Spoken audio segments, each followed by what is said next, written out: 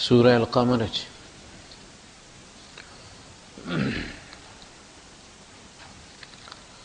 شروع سے پڑھنا 27واں پارہ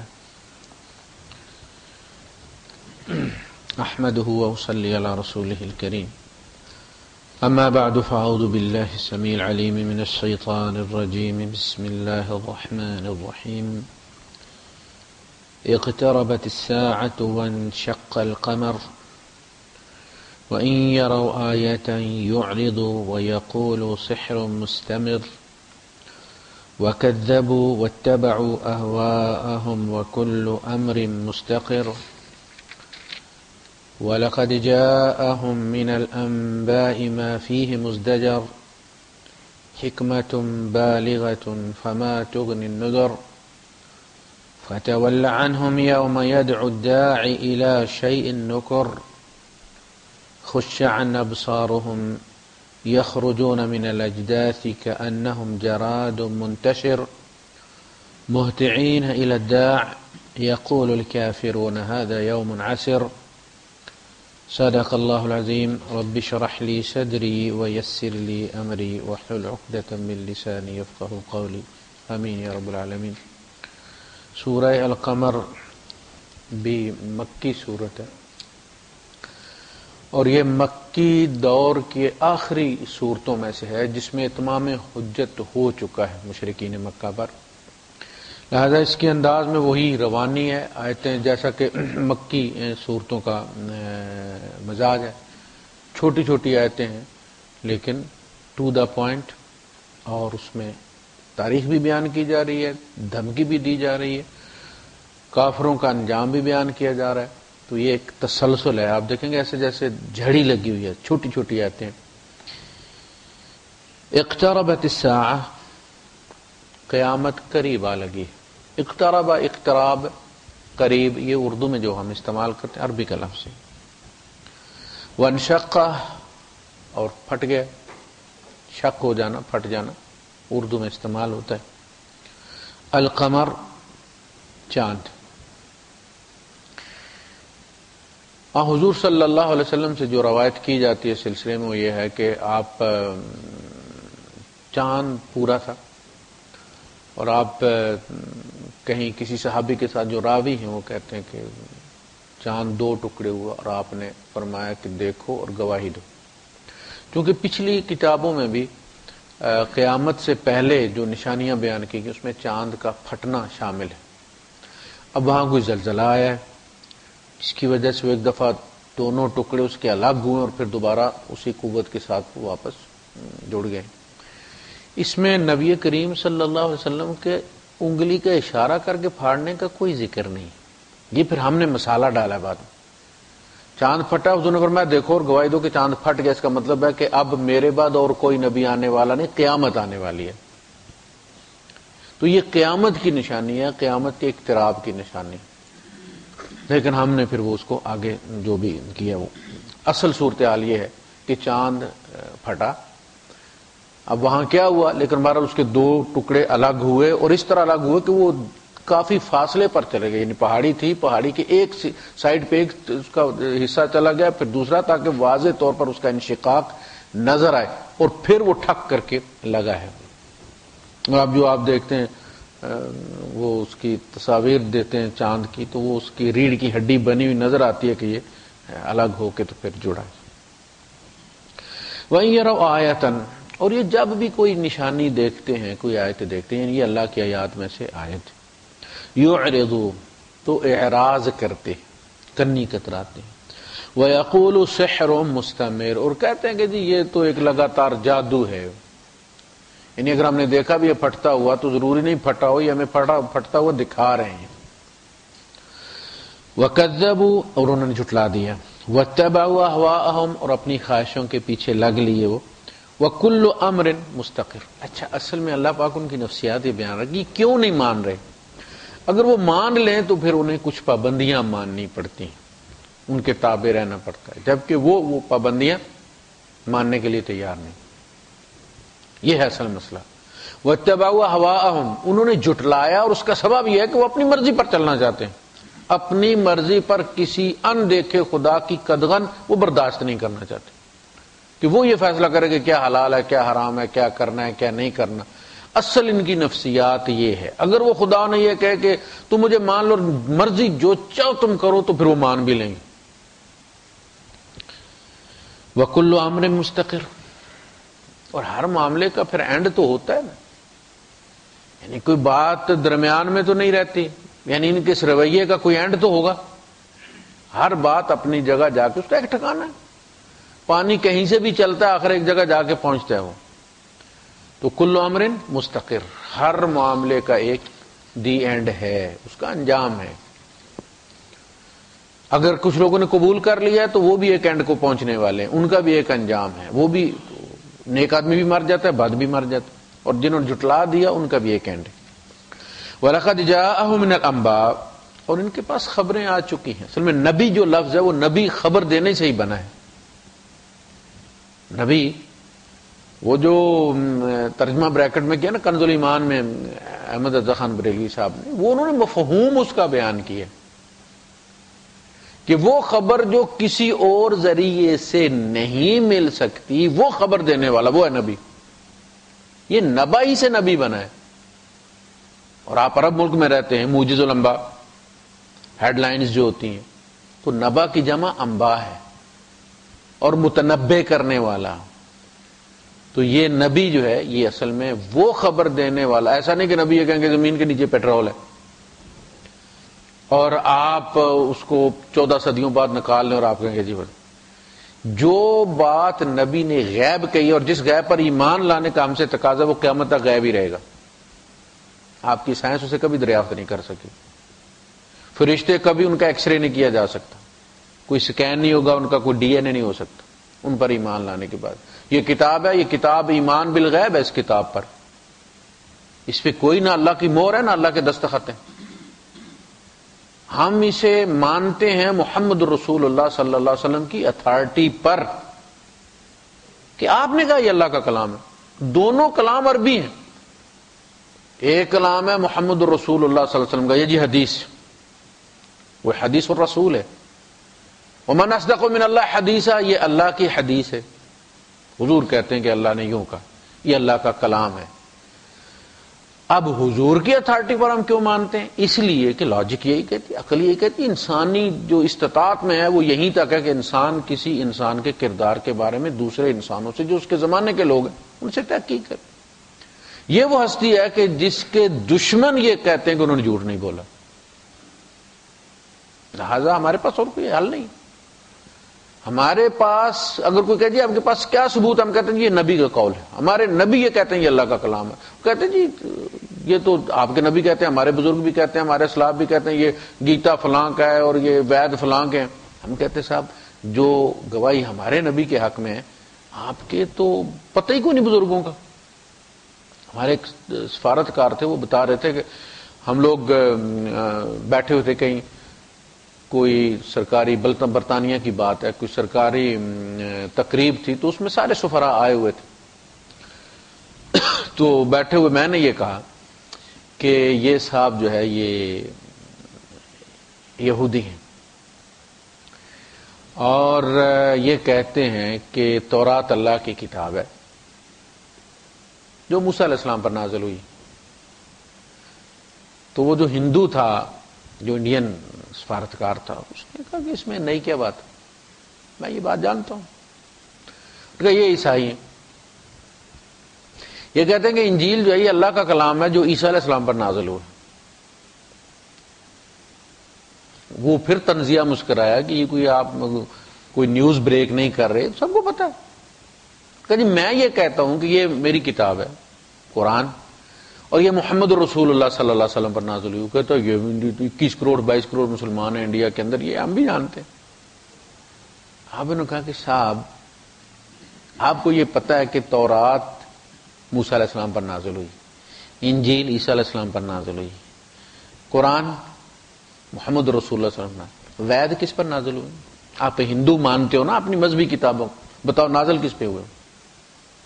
پتا چلا کہ تم نے خود لکھا ہے، ورنہ تمہارے یہاں بھی طے ہوتا نا کہ کس پر اللہ کی کتاب نازل ہوئی ہے، تمہارے یہاں تو بندہ ہی کوئی نہیں۔ جس نے جس زمانے میں چاہ کوئی نئی چیز لکھ دی اس میں ڈال دی اپنی طرف سے. تو ہم اس کو مانتے ہیں حضور کی اتھارٹی پر. اور کیوں مانتے ہیں؟ اس لیے کہ حضور کے حق میں کسی دیہات میں نہیں، کیسر کے دربار میں جو سپر پاور تھا، اور یہ ہسٹری لکھے جانے کے بعد کی بات ہے، یعنی یہ ہمارے نہیں، ان کی کتابوں میں بھی یہ لکھا ہے کہ ابو سفیان نے، اللہ پاک نے کہاں سے اٹھایا ابو سفیان کو، کہاں لے گیا گواہی دلوانے کے لیے. اگر ابو بکر صدیق رضی اللہ تعالیٰ نے یہ گواہی دیتے کیسر کے دربار میں تو اس کی ویلیو کوئی نہیں تھی. دوست تو دوست کے حق میں دے گا نا گواہی. دوست کی دوست کے حق میں، باپ کی بیٹے کے حق میں، نوکر کی آقا کے حق میں گواہی قبول نہیں ہے. دشمن سے دلوائی ہے، یعنی جو ویلیو ابو سفیان کی گواہی کی تھی وہ ابو بکر صدیق رضی اللہ عنہ کی نہیں ہونی تھی، دشمن سے دلوائی. ایک ایک سوال کیا اسے اور انہوں نے ایک ایک جواب دیا. نہیں، جھوٹ کا کبھی ہم نے مشاہدہ نہیں کیا. یہی بات حضور نے کوئی صفحہ پر ان سے پوچھی تھی، اس لیے کہ حضور کی صداقت پر ہی تو اس کتاب کا دار و مدار ہے. وَلَقَدْ جَاءَهُم مِّنَ الْأَنبَاءِ مَا فِيهِ مُزْدَجَرٌ. ان کے پاس وہ وارننگ لیٹرز آ چکے ہیں، وہ خط، وہ پیغام آ چکے ہیں، وہ خبریں آ چکی ہیں جن کے اندر واضح دھمکی ہے. جب اللہ پاک کہے میں نے فلاں قوم کا یہ حشر کیا، فلاں کا یہ حشر کیا، فلاں کا یہ، تو یہ دھمکیاں ہیں کہ میں تمہارا بھی یہ کر سکتا ہوں، اور تم اسی اینڈ کی طرف جا رہے ہو. ما فیہ مزدجر حکمت بالغہ، یہ انتہا درجے کی حکمت، ایکسٹریم وزڈم کے ساتھ اللہ پاک نے بات سمجھائی. یعنی کوئی بندہ یہ نہیں کہہ سکتا کہ بات سمجھانے میں اللہ سے کوئی غلطی ہو گئی، اللہ نے لہجہ ایسا اختیار کر لیا، اللہ نے بات ایسی کی ہے کہ اگلا بندہ بدک گیا. یعنی اللہ سے کلام میں کوئی غلطی نہیں ہو سکتی. انسان کا خالق ہے وہ، اس کے یہاں سے کوئی کمیونیکیشن میں غلطی نہیں ہو سکتی کہ وہ ایک بات کہنا چاہتا ہے اور انسان کو سمجھا نہیں سکتا، بیان کرنا چاہتا ہے لیکن اس کو الفاظ نہیں مل رہے اور اس کی بات اندر کی اندر رہ گئی ہے. ایسا نہیں.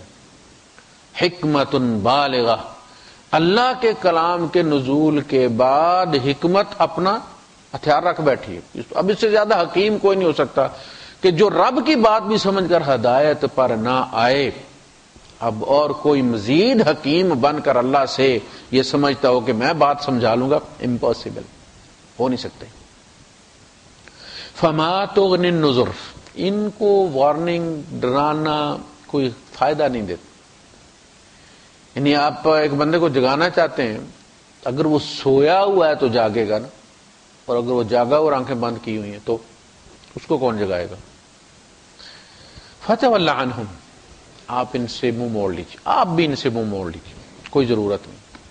یعنی ایک حد ہے، دین پہنچائیں، دین کی تبلیغ کریں، دین کی دعوت دیں، لیکن نہ اللہ پاک کے وقار کو کوئی ٹھیس آنی چاہیے، نہ اللہ کے کلام پر کوئی حرف آنا چاہیے. یعنی بالکل ہی کسی کے پیچھے اس طرح پڑ جانا کہ تم مسلمان ہوگے تو ہمارا کام چلے گا، ایسا آپ کا کام پہنچا دینا. منت ترلا جس کو کہتے ہیں نا، یہ مسلمان کا تو کیا جا سکتا ہے کہ چلو بھائی نماز پڑھنے چلتے ہیں، تم نے ایک اللہ مانا، ایک رسول مانا ہے، ان کا حکم موجود ہے. وہ انکار بھی نہیں کرے گا، کہے گا کپڑے پلیز ہیں یار، یہی کہے گا، اور اس سے زیادہ کہہ سکتا ہے کہ فرض نہیں ہوئی.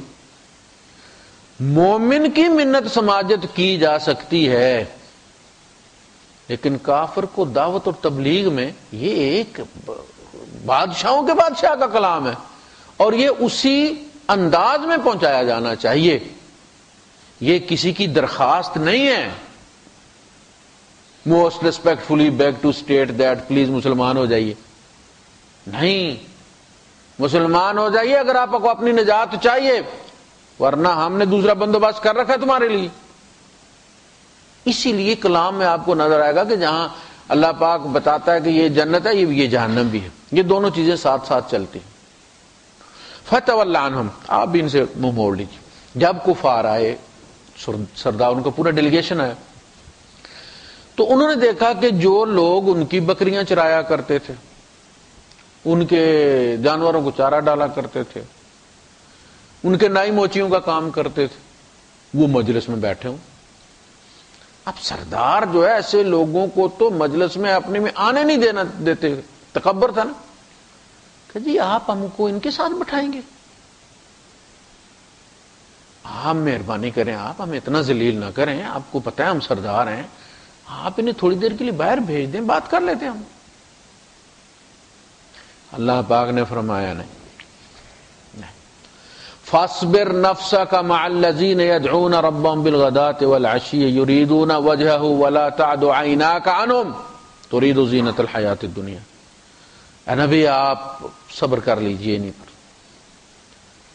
ان غریبوں پر جو اللہ کو صبح و شام پکارتے ہیں، ولا تعد عيناك عنهم، اپنی دونوں آنکھیں ان پر رکھیے۔ ہوتا ہے نا ایک آنکھ ادھر رکھی اور ایک آنکھ ادھر رکھی، یہ بھی نہ جائیں اور وہ بھی نہ جائے، کہا نہیں مجھے وہ نہیں چاہیے، مجھے یہ غریب پسند۔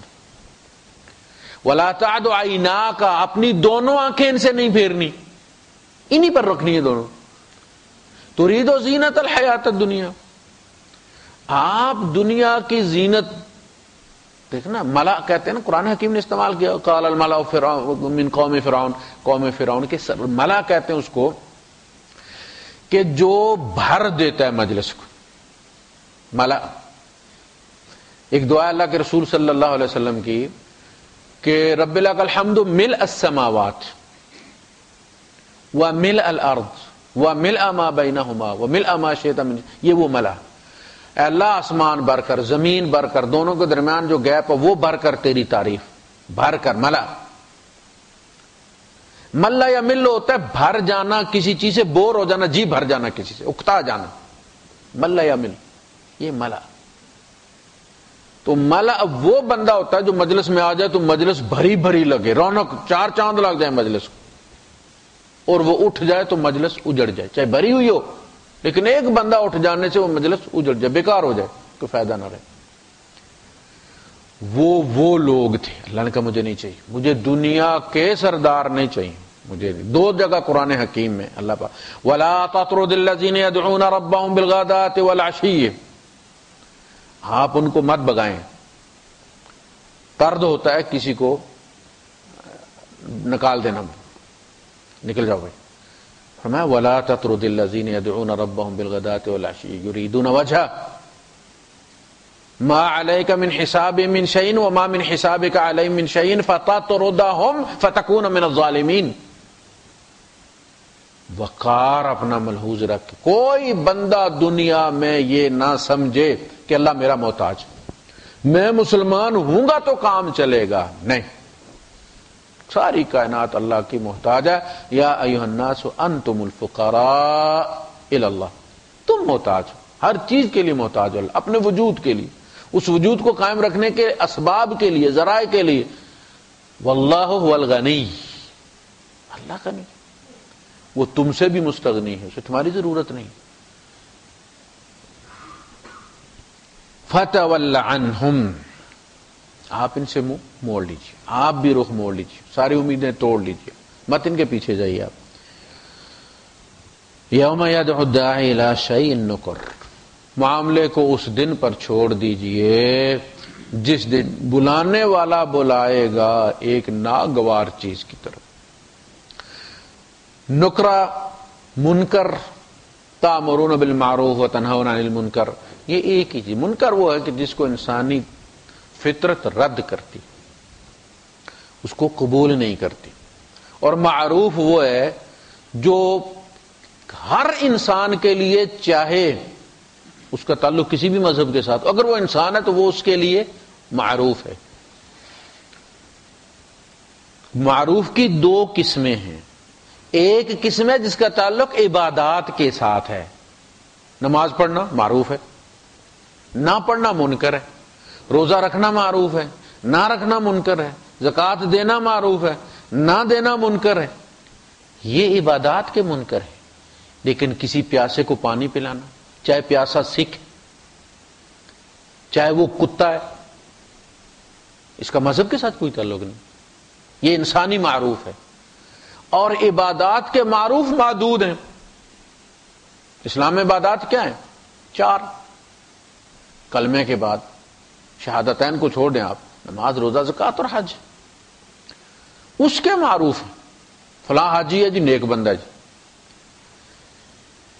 جبکہ انسانی معروفات جو ہیں وہ لامحدود ہیں. کسی سے بھی مسکرا کر ملنا، ضرورت میں اس کی مدد کرنا، بیماری کی صورت میں تیمارداری کرنا، دوا کے پیسے نہیں ہیں بلا مذہب کہ جی یہ فلاں مذہب کا تعلق. آپ پوچھیں ایک بندہ مر رہا ہے، تڑپ رہا ہے اور گاڑی لگی ہے اسے، اور آپ اسے سب سے پہلے آپ اسے لا کے پوچھیے تم کس مذہب کے ہو؟ تم مسلمان ہو جی، بریلوی ہو کہ دیوبندی ہو، سلفی ہو کہ حنفی ہو؟ ایک بندہ ضرورت مند ہے، مذہب کی تفریق کے بغیر اس کی مدد کریں. کسی کی بچی کی شادی ہو رہی ہے، اس کا کسی مذہب کے ساتھ بھی تعلق ہے، وہ بچی ہے، اس کو ضرورت ہے، اس کی مدد کریں. اللہ اسے دے رہا ہے نا، آپ خدا تو نہیں ہے نا. جب خدا دے رہا ہے تو آپ کو دیتے ہوئے کیا تکلیف؟ آپ کے سمجھتے اس کا اجر نہیں ہے؟ آپ نے اپنی کتابوں میں نہیں پڑھا کہ کتے کو پانی پلا کر طوائف جنت میں چلی گئی؟ یہ تو آدم کا بیٹا ہے، آدم کی بیٹی ہے. تو جو معروفات آپ کا پڑوسی ہے، چاہے اس کا تعلق کسی بھی مذہب کے ساتھ ہے، ان کا کوئی اچھا دن ہے، ان کو مبارک دیں. کوئی بچہ ہوا ہے، اس کی لمبی عمر کی دعا کریں، ہدایت کی دعا کریں، صحت کی دعا کریں. آپ اس کے والدین بیمار ہیں، ان کی صحت کی دعا کریں. آپ وہ سمجھے کہ یہ کوئی بندے کا پتر ہے. میری اپنی نماز پڑھ لینا اور یہ سمجھنا کہ پڑوسی میرے سامنے نظر نہ اٹھائے اس لیے کہ میں نماز لمبی پڑھتا ہوں، اس کا کوئی تعلق نہیں. میری نماز کا میرے ساتھ تعلق ہے، پڑوسی پر کوئی احسان نہیں. نوکر یہ ہے ناگوار چیز، منکر جس کو طبیعت پسند نہیں کرتی.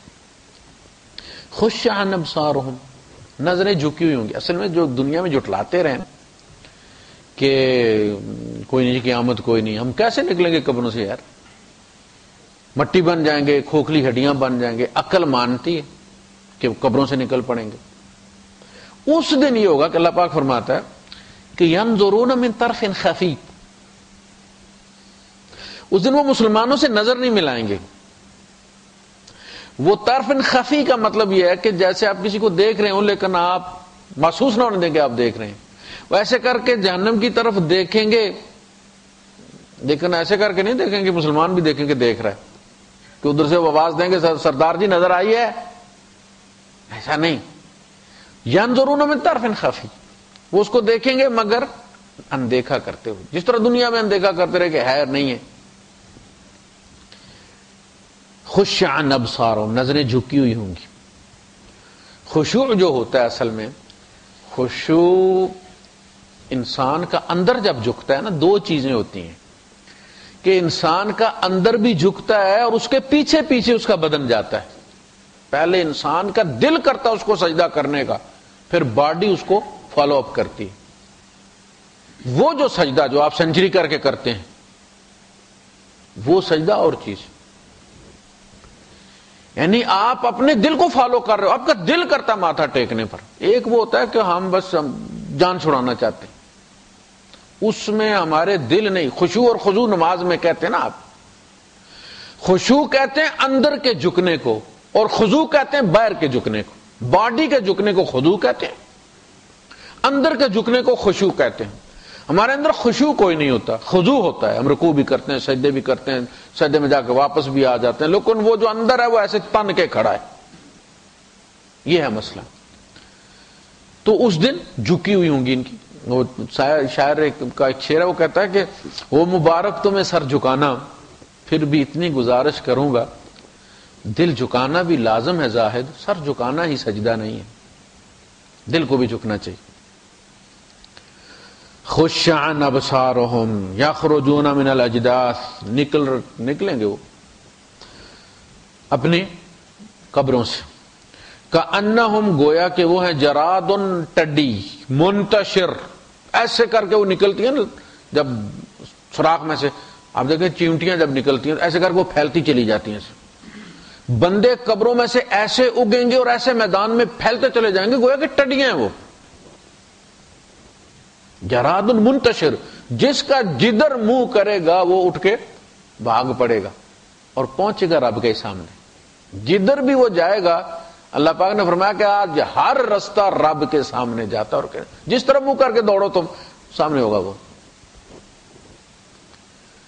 مہطعین الی الداع، پکارنے والے کی پکار پر لبیک کہتے، جھک یعنی وہ اس کا انکار نہیں کر سکتے ہو.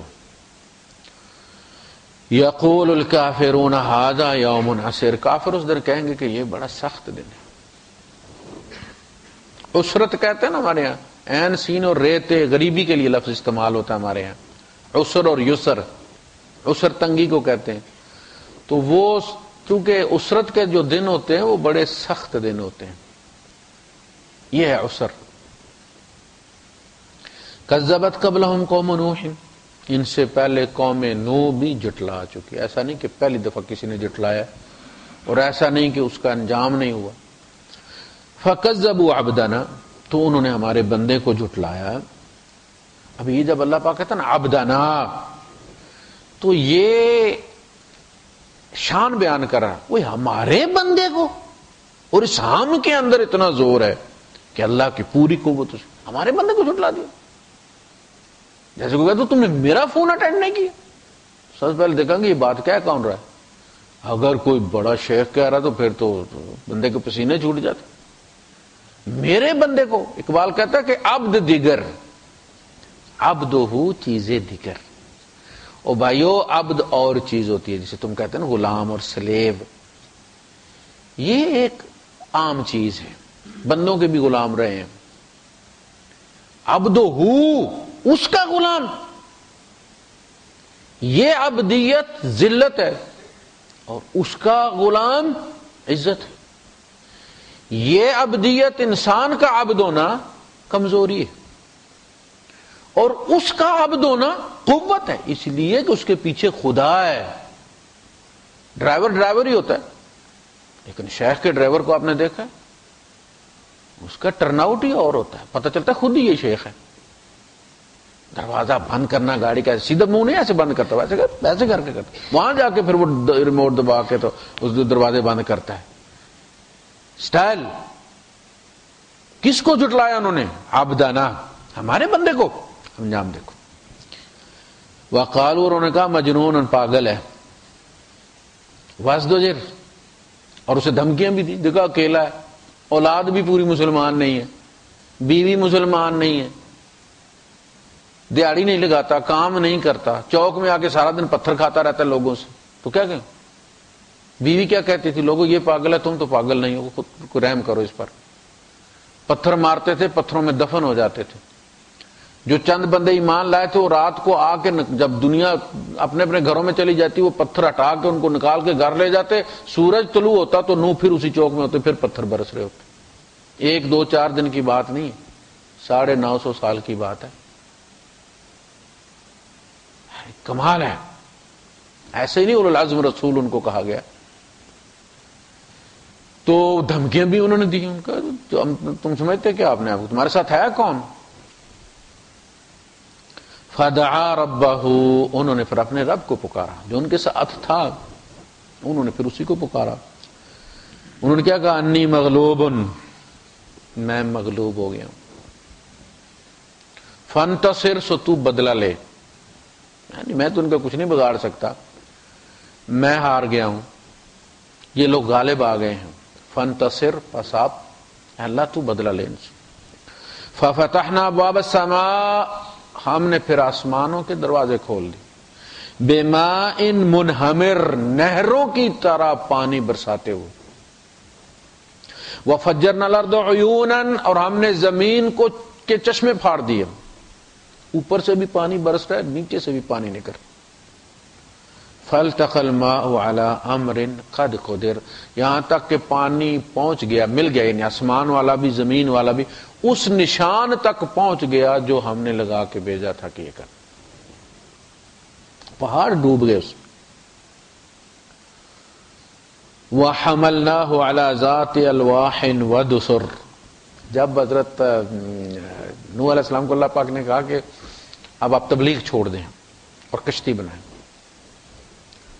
انه لن يؤمن من قومك الا من قد آمن فلا تبتئس بما كانوا يفعلون واصنع الفلك باعيننا ووحينا ولا تخاطبني في الذين ظلموا انهم مغرقون. اب آپ تبلیغ بند کر دیجیے، اب ایک بندہ بھی مسلمان نہیں ہوگا سوائے اس کے جو ہو چکے ہیں، اور اب آپ کشتی بنانا شروع کیجیے.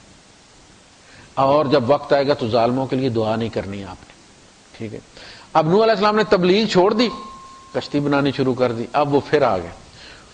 کلما مر علیہ ملأ من قومہ سخروا منہ, جب بھی اس کے قوم کے سرداروں کے پاس سے گزرتے تو مسخر کرتے. وہ کہتے پہلے ہی کہا تھا آپ سے کہ یہ بزنس نہیں چلے گا نبوت والا, کوئی کام ڈھونڈ لیں. اچھا ہوا آپ کو آخر عقل آ گئی اور آپ نے شروع کر دیا یہ کام. ٹھیک ہے. تو حضرت نوح علیہ السلام نے کہا کہ انا نسخر منکم کما تسخرون, دیکھو ایک دن آئے گا کہ جس طرح آج تم مجھ سے ٹھٹھا کر رہے ہو ہم تم سے ٹھٹھا کریں گے. وَحَمَلْنَاهُ عَلَى ذَاتِ أَلْوَاحٍ وَدُسُرٍ, اور ہم نے اٹھایا ان کو حمل عَلَى ذَاتِ أَلْوَاحٍ وَدُسُرٍ, لوح کہتے ہیں پھٹے کو,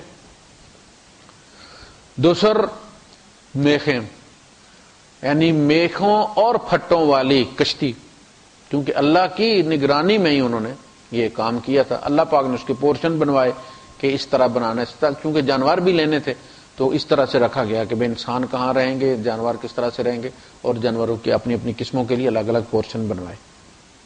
تجری بأعیننا, وہ ہماری نگاہوں کے سامنے چل رہی تھی, یعنی ہم نے اس کشتی پر نگاہ رکھی ہوئی تھی. جزاء لمن کان کفر, یہ بدلہ تھا اس بندے کے لیے کہ جس کا انکار کیا گیا تھا. یعنی ہم نے پھر جب تیس نیس کیا ان کو تو ایک بندے کا بدلہ تھا, کیونکہ انہوں نے اس کا انکار کر دیا تو پھر ہم نے اس کے بدلے میں دیا. جب وہ آ گیا شروع ہوا سلسلہ تو نوح علیہ السلام کو تو پتا تھا کہ اینڈ کیا ہونا ہے اس کا. ان کا بیٹا جو تھا چونکہ بیوی کافر تھی تو اس کا مطلب یہ ہے کہ پھر وہ اولاد, نبیوں میں ایسا بہت کم ہوتا ہے کہ ان کی اولاد ایمان نہ لائے. کیونکہ بیوی کافر تھی لہذا اس نے اولاد کو بانٹ کے رکھا. یہ جو لوگ دو مذہب کے مل کے شادی کر لیتے ہیں ان کی اولاد اسی طرح ہوتی ہے. کبھی جی کیا تو فرائیڈے کو ابا کے ساتھ چلے گئے, کبھی جی کیا تو سنڈے کو اماں کے ساتھ چرچ چلے گئے, پھر جو بڑے ہوئے نہ مسلمان رہے نہ عیسائی رہے, پھر دائریے ہو گئے. تو یعنی پیغمبر کے گھر میں بھی جب وہ فرق آیا تو ان کی اولاد میں ریفلیکٹ ہوا. وہ ایک بیٹا ان کو جو تھا وہ اصل میں کافر تھا لیکن منافق بنا ہوا تھا, اس نے ابے کو بھی راضی رکھا ہوا تھا, اماں کو بھی راضی رکھا ہوا تھا. انہوں نے, اللہ پاک نے ان کو منع کیا ہوا تھا کہ آپ نے کافروں کے بارے میں وَلَا تُخَاطِبْنِي فِي الَّذِينَ ظَلَمُوا, یعنی کافروں کے بارے میں آپ نے مجھ سے خطاب نہیں کرنا, مخاطب نہیں ہونا. جب حضرت ہارون اور حضرت موسیٰ علیہ السلام نے دعا کی اپنی قوم کے خلاف تو اللہ پاک نے فرمایا کہ ٹھیک تمہاری دعا ہو گئی اب قبول. یہ ایک پوسٹڈ چیک کی طرح بارہ ذکر کیا جا چکا کہ یہ جو دعائیں, جن دعاؤں کے ذریعے یہ قومیں برباد ہوئیں, اصل میں یہ نبیوں کو پوسٹڈ چیک کے طور پر دی گئی تھی کہ جب تمہارا جی کرے گا کیش کروا لینا. انہوں نے کروا لی. جب موسیٰ علیہ السلام نے کیش کروائی تو اللہ پاک نے فرمایا تو دیکھو ٹھیک ہے منظور, چکے یہ تو وہ ہونی تھی اب یہ منظور ہو گئی ہے. قال قد اجیبت دعوتکما فاستقیما, دعا تمہاری ہو گئی ہے قبول, اب پھر تم نے مرد بن کے رہنا, پھر اب ڈٹ کے کھڑے ہونا. ایسا نہیں وہ ماں باپ کو گرم کرتی ہے نا تھوڑا سا, پھر جب وہ جوتا اٹھا لیتا تو پھر خود ہی دوڑ کے آگے جوتے کھانا شروع کر دیتی ہے, بچے کو نہیں مارنے دیتی. نبیوں کے ساتھ ایسا نہیں ہوتا. آتا عذاب دیر سے ہے لیکن پھر اللہ پاک کہتا ہے اب تم نے نہیں بولنا, درمیان میں نہیں آنا. فاستقیما, اب اپنی دعا پر قائم رہنا. وَلَا تَتَّبِعَانِ سَبِيلَ الَّذِينَ لَا يَعْلَمُونَ, ان کی طرح مت ہو جانا جو نہیں جانتے. تمہیں جانتے ہو تم کہ جب اللہ کا عذاب آ جاتا ہے پھر نہیں ٹلتا, اس لیے اب مداخلت نہیں کرنی, اب میں جانوں اور یہ جانے. تو انہوں نے نہیں کرنی تھی لیکن مسئلہ صرف یہ تھا کہ یہ سمجھتے تھے بیٹا مسلمان ہے, وہ منافق تھا. تو انہوں نے کہا کہ یا بنی ارکب معنا ولا تکن مع الکافرین, بیٹا تو ہماری کشتی پہ آ جا, تو کافروں کے ساتھ کیوں کھڑا ہے. اب اس نے یہ نہیں کہا کہ ابا میں کافر تھا, میں بھی انہی کے ساتھ تھا, اس نے بھی سیاست کی. انہوں نے کہا اتنا سیریس نہیں ہے ابا جتنا آپ نے لے لیا, یہ بارش ابھی بادل چھٹ جائیں گے. قال سآوی الی جبل, میں پناہ لے لوں گا پہاڑ پر. یعصمنی من الماء, وہ مجھے پانی سے بچا لے گا. کوئی نہیں ابا تسی کشتی تے چڑھ گئے ہو، میں پہاڑ تے چڑھ جائیں. یعنی پھر بھی اس نے اقرار نہیں کیا جب تک اللہ نے نہیں بتایا حضرت نوح علیہ السلام کو کہ نوح یہ مسلمان نہیں تھا. دھوکا ہوا، آپ کو چیٹ کرتا رہی. انہوں نے پھر یہی سمجھا کہ بچہ ہے، چلا ہے، تجربہ کوئی نہیں، اور یہ اپنے اس میں جوانی میں مگن ہے کہ میں پہاڑ پہ چڑھ جاؤں گا، بچ جاؤں گا.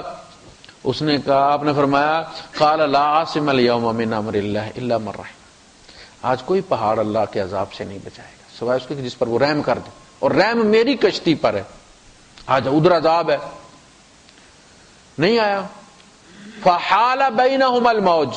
حال یحیل و حیلہ جو کہتے ہیں، یہ حائل ہونا اردو میں استعمال ہوتا ہے، حائل ہونا.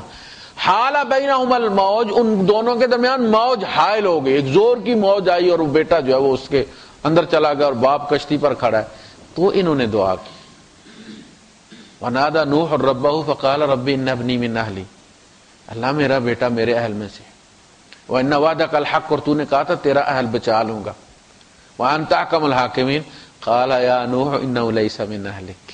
اب اللہ نے ڈسکلوز کیا اس معاملے کو کہ نوح میں نے جن کا وعدہ کیا تھا نا وہ ایمان والوں کا کیا تھا، اور یہ تیرے خاندان میں سے نہیں، یہ ایمان والا نہیں. انه عمل غیر صالح فلا تسألنی ما لیس لک به علم. جس چیز کے بارے میں تمہیں علم نہیں ہے اب اس کے بارے میں مجھ سے سوال مت کرنا. اور وہ بندہ جو 950 سال، منہ سے کہنا بڑا آسان ہے، 950 سال اللہ کی خاطر پتھر کھاتا رہا ہے ایک بندے کے لیے، اور وہ بندہ اس کا بیٹا ہے. اس کی سفارش کرنے پر اللہ سے معافی مانگ رہا ہے. انی اعوذک ان تکون من الجاہلین. آپ انجانے ان لوگوں کی طرح مت بات کریں جو جانتے نہیں. آپ جانتے میرے معاملے جب فیصلہ آ جاتا تو پھر ہو جاتا فیصلہ. قال رب انی اعوذ بک ان اسألک ما لیس لک به علم. میں اللہ تجھ سے پناہ چاہتا ہوں اس چیز کی کہ جس چیز کے بارے میں مجھے معلوم نہ، میں سوال کروں آئندہ مستقبل میں. وَإِلَّا تَغْفِرْ لِي وَتَرْحَمْنِي أَكُن مِّنَ الْخَاسِرِينَ. جو ہو گئی ہے دعا، اگر اس کے بارے میں تو نے مجھے معاف نہ کیا اور مجھ پر رحم نہ کیا تو میں معافی مانگ رہے ہیں. وہ ہمارے یہاں جو 4 سجدے کر لیتا ہے کہتے ہیں 10,000 جنت میں لے جائے گا. جنت نہ ہوئی گجرخان منڈی ہو گئی.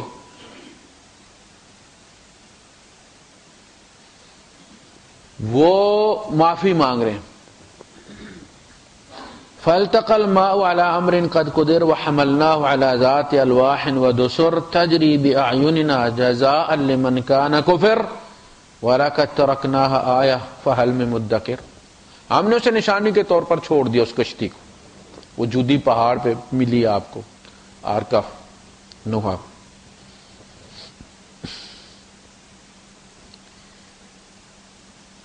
تو کوئی نصیحت پکڑنے والا ہے کہ مکے والوں سے پوچھا جا رہا ہے کہ وہ جو ہوا وہ لازم کروا کر ہی رہو گے تم جو نوح کے ساتھ ہوئے ان کی قوم کے ساتھ. فکیف کان عذابی و نذر. تو وہ میرے وارن کرنا کیسا تھا اور پھر عذاب کا آنا کیسا تھا.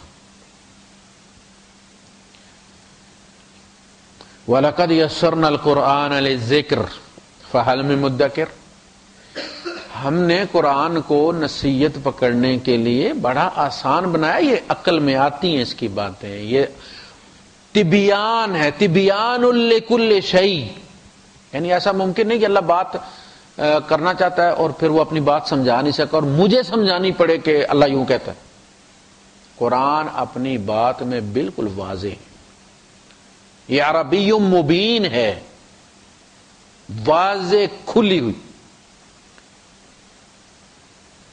لہذا ایمانیات کے معاملے میں یہ بالکل کلیئر کٹ گائیڈنس دیتا ہے. کوئی بندہ بغیر کسی مفسر کے، اگر اسے خود عربی نہیں آتی، کسی زبان کی ٹرانسلیشن لے کر بیٹھ جائے عقیدہ اس کا درست ہو جائے گا. یہ ایسے کھول کھول کے بیان کرتا، تمام اختیارات کو اللہ کی ذات میں بیان کرتا، مرتکز کر دیتا ہے، پتہ نہیں ہلتا. وَلَا تَسْقُطُ مِن وَرَقَةٍ. کوئی پتہ نہیں گرتا اس کے علم کے بغیر. یعنی اس میں فقہی معاملات میں کسی فقیہ کی ضرورت ہے کہ وہ مسئلے اخذ کرے، اس سے کیا مسئلے نکلتے ہیں، اور وہ مسئلے قیامت تک نکلتے رہیں گے. یہ جو لوگوں نے سمجھ لیا نا کہ ہمارے پچھلے بزرگوں نے اس میں سے جو جوس نکالنا تھا وہ نکال لیا ہے، اب اس میں کچھ نہیں ہے، صرف ثواب کمانے کی کتاب ہے، وہ غلط سوچتے. یہ قیامت تک اپنے خزانے کھولے رکھے گی. ہر زمانے میں جو مسائل درپیش ہوں گے اس کا منبع یہی کتاب ہوگی. اس زمانے میں اس زمانے کے لوگوں کے ذہن میں القاء کرے گا اللہ پاک کہ یہ ہے، یہ اس آیت سے وہ مسئلہ نکلتا ہے. امام شافعی رحمۃ اللہ علیہ ایک آیت سورہ بقرہ کی ہے، میرے خیال میں 100 سے زیادہ مسائل اس میں سے انہوں نے اخذ کی، اور وہ بھی ایک رات میں امام احمد کے گھر لیٹے ہوئے.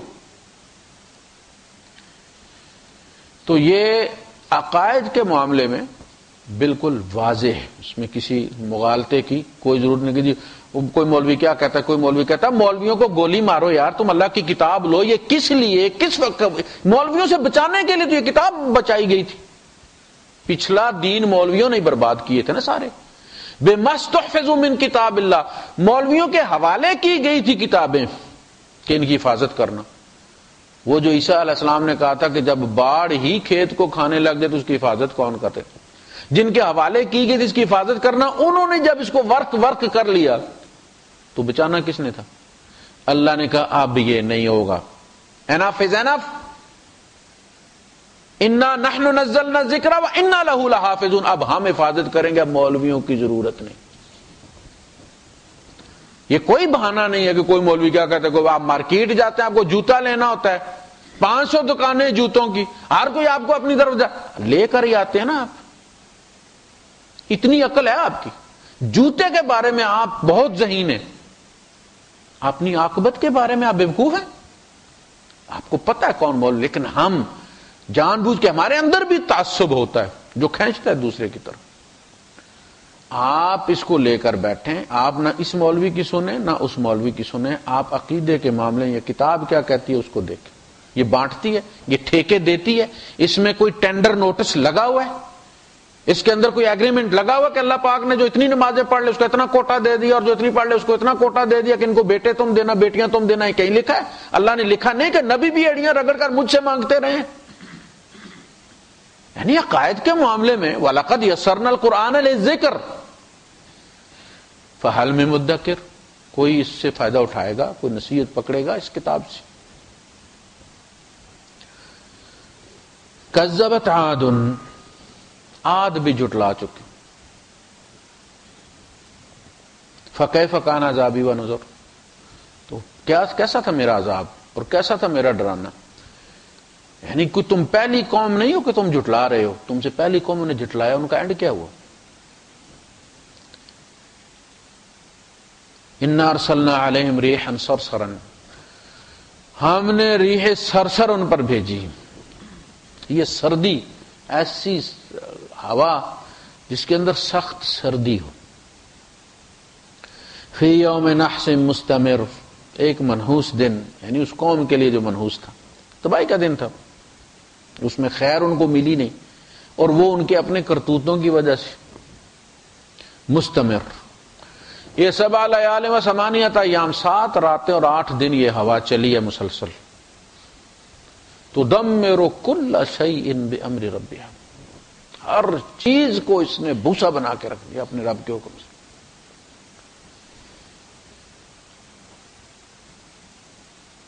تنزع الناس، اس نے لوگوں کو یوں کھینچا. نزع کا عالم ہوتا ہے نا، نزع کا عالم وہی ہوتا ہے جس میں بدن میں سے روح کو کھینچا جا رہا تھا. جیسے آپ کنویں میں سے جب لوٹا نکالتے ہیں اس میں سے، تو آپ رسی جو اس کی ہوتی ہے اس کو ایک جگہ اکٹھا کر رہے ہیں، یہ نزع ہے، آپ نکال رہے ہیں اس میں. اسی طرح روح کو جب نکالا جاتا ہے اس سے. تنزع الناس، لوگوں کو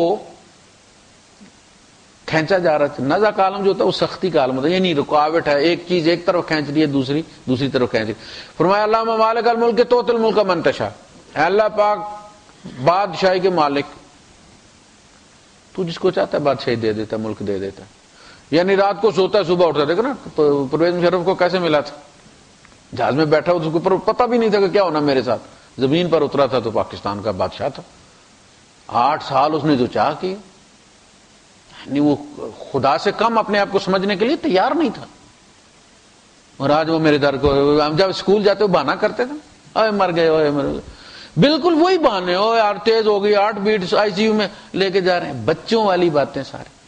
یہ نزع کا عالم ہے، یہ نزع کا عالم. جب کسی سے عزت کھینچی جاتی ہے، توت الملک کا منتشا، تو دے دیتا ہے ملک جس کو چاہتا ہے. ایسے ہی صبح اٹھتا ہے تو بادشاہ بنا ہوا. وَتَنزِعُ الْمُلْكَ، یہ نزع ہے، نزع. وَتَنزِعُ الْمُلْكَ مِمَّنْ تَشَاءُ، لیکن جب ملک لیتا ہے تو نزع کا عالم طاری ہو جاتا ہے اس پر. قذافی سے کیسے گیا ہے؟ نزع ہے نا. ملا کیسے تھا اسے؟ اسی طرح ایک رات میں. یہ ہے مسلم. تنزع الناس، یہ پہاڑوں میں رہنے والی قوم تھی، پہاڑ کھود کے رہتی تھی، پوری بستیاں ایسے انٹرلنکڈ تھی وہ آپس میں. انہیں یہ گمان تھا کہ کوئی ہمیں کچھ کہہ نہیں سکتا. پھر جب یہ ہوا چلی ہے تو اس نے پھر ان کو کھینچا ہے. سائیکلون تھا، وہ ایسے نکلے اس میں سے، اس کے دباؤ کی وجہ، جیسے آپ ہوور کے ساتھ، طاقتور ہوور کے ساتھ آپ کسی کاکروچ کو کھینچتے نا پیچھے سے، وہ بڑا بدماش ہو لیکن وہ کہاں جائے گا، وہ ٹانگیں مارتا مارتا ہی پھر پائپ میں غائب ہو جاتا ہے.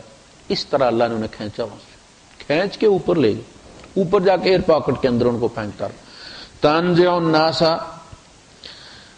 کأنہم اعجاز نخل خاویہ، جیسے وہ کٹی ہوئی کھجوروں کے تنے تھے ایسے. منقعر، جب پھیلا کر ڈالتے ہو سوکھنے کے لیے، کوئی ادھر پڑا ہوا کوئی ادھر پڑا ہوا، اس کی ٹانگوں پہ اس کا سر رکھا ہوا، اس کے سر پہ اس کی ٹانگیں پڑی ہوئی ہیں، اس طرح کر. فکیف کان عذابی ونذر، تو کیسا تھا میرا عذاب. یعنی وہ چکھنا ہی ہے اب. یہ وہ تھی جو اللہ کے رسول صلی اللہ علیہ وسلم فرماتے تھے. ابو بکر صدیق رضی اللہ عنہ فرمایا نا کہ شبت یا رسول اللہ، اللہ کے رسول آپ بوڑھے ہو گئے. حالانکہ حضور صلی اللہ علیہ وسلم کے داڑھی میں 20 کے لگ بھگ بال سفید تھے 63 سال کی عمر میں، اور وہ 20 بھی یہ جو ہونٹ کے نیچے داڑھی ہے اس میں تھے، جس کو داڑھی بچہ کہتے ہیں، اس میں. تو بکر صدیق رضی اللہ عنہ فرمایا شبتا یا رسول اللہ، اللہ کے رسول آپ تو بوڑھے ہو گئے. آپ نے فرمایا شیبتنی ہود و خواتہ، یہ صورتیں تھیں جنہوں نے بوڑھا کر دیا. آپ کو پتہ چل رہا تھا کہ قوم پہ عذاب آیا گیا. اور قوم کون تھی؟ حضور کے رشتہ دار. اور حضور کون تھے؟ انتہائی سلیم الفطر رحمت للعالمین. ہمارے جیسے ہوتے رشتہ دار تو شکر کرتے رگڑا لگے گا ان کو. ہم اگر ہوتے تو ہم کہتے ٹھیک ہے فلاں کو بھی رکھ لیں ساتھ، فلاں کو بھی رکھ لیں. حضور کو رشتہ، یعنی حضور کو جب کہا گیا کہ آپ اپنی قوم کے خلاف گواہ لائے جائیں گے تو حضور رو پڑے. میری گواہی پر میرے ماموں، میرے چچا جہنم میں جائیں گے. دنیا کہاں سے آ کر میرے پاس جنت میں جا رہی ہے؟ کہاں سے فارسی اٹھا اور کہاں آ کے اسلام کو بھول کر کے جنت میں جا رہا ہے، اور میرے پڑوس کا تایا میری گواہی پر جہنم میں جائے گا. آپ نے فرمایا حسبک حسبک. عبداللہ ابن مسعود رضی اللہ تعالیٰ عنہ، بس کرو بس کرو. فَكَيْفَ إِذَا جِئْنَا مِنْ كُلِّ أُمَّةٍ بِشَهِيدٍ وَجِئْنَا بِكَ عَلَىٰ هَٰؤُلَاءِ شَهِيدًا. کہتے ہیں کہ حضور نے فرمایا حسبک حسبک، بس کر بس کر. میں نے سر اٹھایا تو حضور کی آنکھوں سے آنسو جا رہے. تنزع الناس كأنهم أعجاز نخل منقعر فكيف كان عذابي ونذر ولقد يسرنا القرآن للذكر فهل من مدكر. یقیناً ہم نے قرآن کو آسان بنایا ہے نصیحت پکڑنے کے لیے، کوئی ہے جو نصیحت پکڑے. وآخر دعوانا الحمدللہ.